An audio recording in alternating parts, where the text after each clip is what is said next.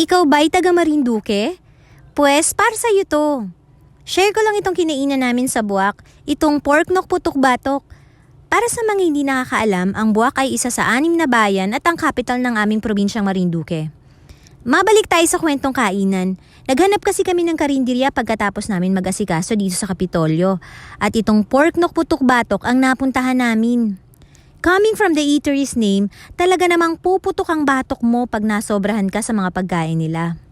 Meron silang lechong manok at liempo na nakakagutom ang itsura at amoy habang niluluto pa lang. May menudo, sisig, at meron din silang crispy fried chicken na hindi lang namin nakuna ng video. In-order namin yung inihaw na liempo at manok nila, saka itong sisig. Masarap yung inasal, yung lasa ng sauce niya hawig sa andoks.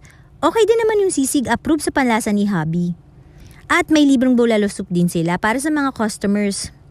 Sa mga magagawi dito sa Buwak,